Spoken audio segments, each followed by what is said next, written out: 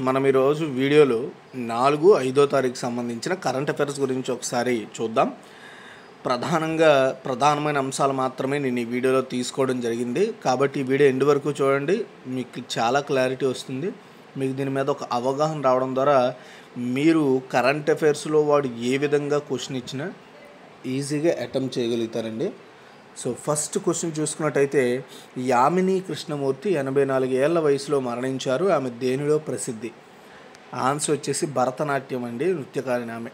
Okay, so ప్రముఖ భరతనాట్యము, కూచిపూడి రెండూ ఆడుతుంది ఆమె. సో యామిని కృష్ణమూర్తి, ఆమెకి 84 సంవత్సరాలు. కేవలం ఏజ్ రిలేటెడ్ ఇష్యూస్తో మాత్రమే ఆమె చనిపోవడం జరిగింది. సో యామిని కృష్ణమూర్తి డిసెంబర్ 20, 1940లో ఆంధ్రప్రదేశ్లోని చిత్తూరు జిల్లాలోని మదనపల్లిలో జన్మించారు. ఆమె 5 ఏళ్ల వయసులో చెన్నైలోని కళాక్షేత్ర స్కూల్ ఆఫ్ డ్యాన్స్లో డ్యాన్స్ చేయడం స్టార్ట్ చేశారు. ఆమె కర్ణాటక గాత్రం, వీణలో కూడా ట్రైనింగ్ పొందారు. ఆమె 1968లో పద్మశ్రీ, 2001లో పద్మభూషణ్, 2016లో పద్మవిభూషణ్ అందుకున్నారండి. ఆమెకు 1977లో సంగీత నాటక అకాడమీ అవార్డు కూడా వచ్చింది. ఆమె న్యూఢిల్లీలో హౌస్ ఆఫ్ కాస్ట్లో తన సొంత నృత్య శిక్షణా సంస్థ యామిని స్కూల్ ఆఫ్ డ్యాన్స్ను కూడా ఏర్పాటు చేశారండి. సో ప్రధానంగా ఈవిడ గురించి మనము గుర్తుపెట్టుకోవాల్సిన అంశాలు ఇవ్వండి ఇవే.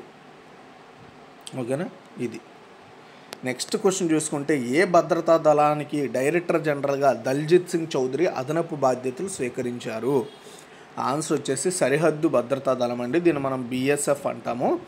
సో సరిహద్దు భద్రతా దళం డైరెక్టర్ జనరల్గా దల్జిత్ సింగ్ చౌదరి అడిషనల్గా బాధ్యతలు తీసుకున్నారు. అంటే ఆయన ఇంతకుముందే ఒక బాధ్యతలో ఉన్నారు.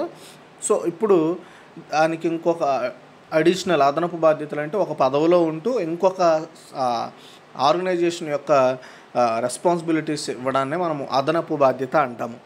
అతను 1990 batch Indian Police Service and Uttar Pradesh క్యాడర్కి చెందిన ఆఫీసరు. అతని క్యారియర్ సమయంలో అతను ఉత్తరప్రదేశ్లో వివిధ హోదాల్లో పనిచేశాడు. అండ్ ఆయన Indo Tibetan Border Police and ADG and Central Reserve Police ఫోర్స్లో SDGగా కూడా పనిచేసిన ఎక్స్పీరియన్స్ ఉంది. అతను 4 గ్యాలంటరీ పథక విజేతలు గెలుచుకున్నాడు. అండ్ ప్రతిభావంతులైన సేవ కోసం పోలీస్ పథకం, విశిష్ట సేవ కోసం రాష్ట్రపతి పోలీస్ పథకం కూడా గెలుచుకున్నారు.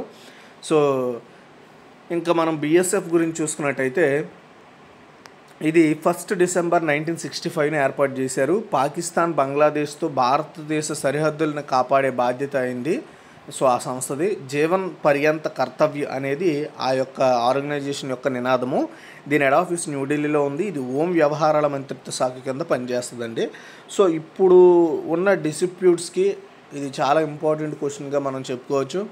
అటు బంగ్లాదేశ్లో ఏవైతే రిజర్వేషన్ల పేర్లు చెప్పుకొని అల్లర్లు జరుగుతున్నాయో, ఆ దెబ్బకి ఎలాంటి సిచ్యువేషన్స్ జరుగుతున్నాయో మనందరికీ తెలుసు.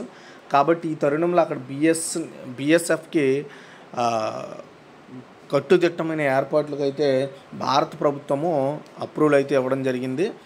సో ఓకేనా, నెక్స్ట్ వచ్చేసి థర్డ్ వన్, 3 కొత్త క్రిమినల్ చట్టాల కోసం ఈ-సాక్ష్య, న్యాయసేతు, న్యాయశృతి మరియు ఈ-సమన్ యాప్లను ఎవరు ప్రారంభించారు? ఆన్సర్ వచ్చేసి అమిత్ షా అండి. కేంద్ర హోంమంత్రి, సహకార మంత్రి కూడా ఆయనే, అమిత్ షా గారు. చండీగఢ్లో 3 కొత్త క్రిమినల్ చట్టాలను తీసుకొచ్చారు కదా. ఆ చట్టాలకు అనుగుణంగా ఒక్కొక్క చట్టానికి ఒక్కొక్క యాప్లను అయితే లాంచ్ చేశారు. ఈ-సాక్ష్య, న్యాయసేతు, న్యాయశృతి మరియు ఈ-సమన్ యాప్లను లాంచ్ చేశారు. సో ఇవి భారతీయ న్యాయ సంహిత, భారతీయ న్యాయ సురక్షా సంహిత, భారతీయ సాక్ష్య అధినియం. వీటికి సో న్యాయం చేసే తత్వాన్ని, వాటి గురించి అప్డేట్స్ని, వాటి యొక్క డేటాను ఈ యాప్ల ద్వారా మనకు అందిస్తారనమాట. నెక్స్ట్ ఈ-సాక్ష్యం కింద అన్ని వీడియోగ్రఫీ, ఫోటోగ్రఫీ సాక్ష్యాలు ఈ ఎవిడెన్స్ సర్వర్లో సేవ్ చేయబడతాయి. ఈ-సమన్ కింద అన్ని ఆధారాలు ఎలక్ట్రానిక్ కోర్టు నుండి పోలీస్ స్టేషన్కు సమాన్లు పంపాల్సిన వ్యక్తికి కూడా డైరెక్ట్గా యాప్ ద్వారా వెళ్ళిపోతాయన్నమాట. సో న్యాయసేతు డాష్బోర్డ్లో police, medical, forensic, prosecution, jail interlink చేయబడతాయి. న్యాయశృతి ద్వారా వీడియో కాన్ఫరెన్సింగ్ ద్వారా కోర్టు సాక్షులను విచారించగలదు. కొత్త క్రిమినల్ చట్టాలను 100% అమలు చేసిన మొదటి ప్రదేశం చండీగఢ్ అని గుర్తుపెట్టుకోండి. Next fourth one, Paris Olympics 2024 పురుషుల సింగిల్స్ టెన్నిస్లో స్వర్ణం గెలిచిన ఆటగాడు ఎవరు? సో యాక్చువల్గా నేను ఇదే క్వశ్చన్ క్లారిటీగా వినమని చెప్తున్నాను ఎలాంటివి, ఎందుకంటే ఒలింపిక్స్వి చాలా ఇంపార్టెంట్గా మనకి ఫ్యూచర్ ఎగ్జామ్స్లో అడుగుతాడు. ఆన్సర్ వచ్చేసి నోవాక్ జోకోవిచ్ అండి. సో 2024 ప్యారిస్ ఒలింపిక్స్ పురుషుల సింగిల్స్ టెన్నిస్లో సెర్బియాకు చెందిన నోవాక్ జోకోవిచ్ స్వర్ణ పథకాన్ని గెలుచుకున్నాడు. రోలాండ్ గ్యారస్ కోర్టులో జోకోవిచ్ తన వింబుల్డన్ ప్రత్యర్థి కార్లోస్ అల్కరాజ్ను ఓడించాడు. అల్కరాజ్ రజత పథకాన్ని గెలుచుకున్నాడు. అయితే 2008 బీజింగ్ ఒలింపిక్స్లో జోకోవిచ్ కాంస్య పథకాన్ని గెలుచుకున్నాడు. ఒలింపిక్స్ టెన్నిస్లో సింగిల్స్లో బంగారు పథకాన్ని సాధించిన అతిపెద్ద వయస్కుడిగా కూడా నోవాక్ జోకోవిచ్ అయితే రికార్డు క్రియేట్ చేయడం జరిగిందండి. సో నెక్స్ట్ ఇదే క్వశ్చన్ నేను ఎండింగ్లో కూడా అడిగాను, బట్ వేరే విధంగా అడగడం జరిగింది. జస్ట్ అది ఒక రెఫరెన్స్ క్వశ్చన్ కోసం మాత్రం అడిగాను. ఎందుకంటే నేను ఈ క్వశ్చన్ పెట్టిన తర్వాత నేను వెతికిన తర్వాత కొన్ని వెబ్సైట్స్ వార్తని ఇంకో కోణంలో ప్రచురించాయి అనమాట. ఆ కోణం కూడా మీకు తెలియాలనే ఉద్దేశంతో అది కూడా మీకు చెప్తాను. సో ఎనీవే, ప్యారిస్ ఒలింపిక్స్లో పురుషుల 100 మీటర్ల స్ప్రింట్లో బంగారు పథకాన్ని గెలుచుకున్న నోబ్ లైల్స్ ఏ దేశానికి చెందిన sprinter? Sprinting means running. Answer వచ్చేసి అమెరికా అండి. సో అమెరికాకి చెందిన నోహ్ లైన్స్ 2024 ప్యారిస్ ఒలింపిక్స్లో పురుషుల 100 మీటర్ల స్ప్రింట్లో బంగారు పథకాన్ని గెలుచుకున్నాడు. ఇందులో జమైకాకి చెందిన కిషన్ థామ్సన్ కంటే లైల్స్ 0.005 సెకండ్స్ మాత్రమే ముందుండడంతో మనోడు సో గోల్డ్ అయితే గెలుచుకోవడం జరిగింది. సో నోహ్ లైల్స్ 9.784 సెకండ్స్లో రీచ్ అయ్యారు. అండ్ థామ్సన్ వచ్చేసి 9.789 సెకండ్స్లో రీచ్ అయ్యారనమాట. అమెరికాకి చెందిన ఫ్రెడ్ కెర్లీ 9.81 సెకండ్లతో కాంస్య పథకాన్ని అయితే గెలుచుకున్నారండి. ఓకేనా? అది చూడండి, ఇటీవల ఏ క్రీడా ఈవెంట్ సందర్భంగా 4 స్మారక తపాలా స్టాంపులను భారత ప్రభుత్వం విడుదల చేసింది అంటే ప్యారిస్ ఒలింపిక్స్ 2024 అండి. సో ఈ సంవత్సరంలో జరుగుతున్న ప్యారిస్లో జరుగుతున్న ఈ ఒలింపిక్స్ను గుర్తు చేసుకుంటూ అదేవిధంగా 33వ ఒలింపిక్ క్రీడలను పురస్కరించుకొని అండ్ మన దేశం నుండి అక్కడ ఆడడానికి వెళ్తున్న వాళ్ళని ఆదర్శంగా నిలపడం కోసం భారత ప్రభుత్వం కేంద్ర కమ్యూనికేషన్ల మంత్రి జ్యోతిరాదిత్య సింధియా అండ్ యువజన వ్యవహారాల మరియు క్రీడల మంత్రి డాక్టర్ మన్సుఖ్ మాండవియా 4 స్మారక తపాలా స్టాంపులను రిలీజ్ చేశారనమాట. అదొక సెట్ కింద. ఈ కార్యక్రమాన్ని న్యూఢిల్లీలో నిర్వహించారు. ఈ కార్యక్రమానికి 10 మీటర్ల ఎయిర్ పిస్టల్ మిక్స్డ్ టీం పథక విజేత Sarabjot Singh and steeplechase athlete Sudha Singh, మాజీ క్రికెటర్ ఆకాష్ చోప్రా కూడా ఈ యొక్క పర్టికులర్ ప్రోగ్రామ్కి అటెండ్ అయ్యారు. నెక్స్ట్ 7th వన్, 10వ జాతీయ చేనేత దినోత్సవాన్ని పురస్కరించుకొని ఏ మంత్రిత్వ శాఖ విరాసిత్ ప్రదర్శన ప్రారంభించింది? సో ఆన్సర్ వచ్చేసి జౌళి మంత్రిత్వ శాఖ అండి. విరాసిత్ అంటే సింపుల్ అండి, ఇది ఒక ఎగ్జిబిషన్ అనమాట. సో చేనేత వస్త్రాలు, చేనేత తయారీలను ప్రదర్శించే ఒక ఎగ్జిబిషన్. సో దీన్ని జన్పద్లోని హ్యాండ్లూమ్ హోటల్లో అయితే స్టార్ట్ చేయడం జరిగింది. National handloom development corporation limited దీన్ని అయితే నిర్వహించడం జరుగుతుందన్నమాట. సో ఈ ఎగ్జిబిషన్ ఆగస్టు 16th అయితే కంప్లీట్ అవుతుంది. సో విరసిత్ సిరీస్ ప్రత్యేక హ్యాండ్లూమ్ ఎక్స్పో అని చెప్పొచ్చు. సో ఇది గత సంవత్సరం కూడా జరిగింది, దానికి ఇప్పుడు కొనసాగింపుగా ఈ సంవత్సరం కూడా కండక్ట్ చేస్తున్నారనమాట. సో ఈ జాతీయ చేనేత దినోత్సవాన్ని మనము ఆగస్టు 7th సెలబ్రేట్ చేస్తామండి.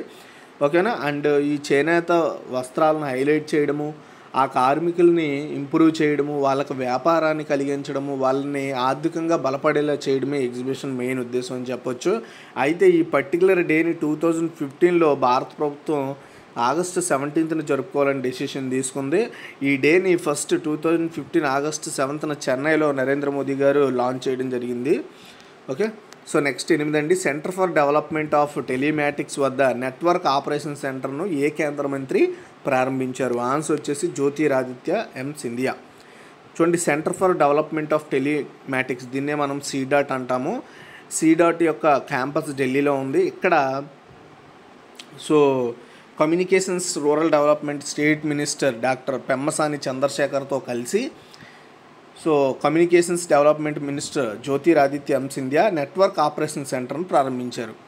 సో ఈ సెంటర్ చేసే పని ఏంటి అంటే, ఏదైతే ఈ పర్టికులర్ టెలికాం రంగంలో సైబర్ బెదిరింపులను ఐడెంటిఫై చేయడం, వాటిని మానిటరింగ్ చేయడం, వీటి కోసం ప్రత్యేకంగా పనిచేస్తుంది అనమాట. ఇది దేశీయంగా డెవలప్ చేయడం జరిగింది. So malware, ransomware, DoS, DDoS, DNS, amplification, ఇలా కొన్ని డేంజరస్ డొమైన్ కమ్యూనికేషన్ ఇలాంటి వాటిని ఐడెంటిఫై చేయగలుగుతుంది అనమాట. అలాంటి వాటిని ఐడెంటిఫై చేసి అరికట్టడంలో ప్రభుత్వానికి సహాయం చేస్తుంది. దాని ద్వారా ప్రజలు కూడా లబ్ధి పొందుతారు. అయితే ఇదే మీటింగ్లో కమ్యూనికేషన్ల మంత్రి కూడా BSNL యొక్క లైవ్ నెట్వర్క్లో పైలట్ 5G కాల్ చేశారంటే టెస్ట్ మాడ్యూల్లో కాల్ చేస్తారు, అంటే పర్ఫెక్ట్గా అవుతుందో లేదని టెస్ట్ చేయడానికి. అలాంటి ఫస్ట్ కాల్ ఈయన చేయడం జరిగింది. అంటే 5G ఫస్ట్ కాల్ అయితే సక్సెస్ఫుల్గా రన్ అయితే చేశారని చెప్తున్నారండి. ఓకేనా. నెక్స్ట్ వచ్చేసి 9, ఏ దేశంలో ఆందోళన ఉధృతం కావడంతో ప్రధానమంత్రి షేక్ హసీనా తన పదవికి రాజీనామా చేశారు? ఆన్సర్ వచ్చేసి బంగ్లాదేశ్ అండి.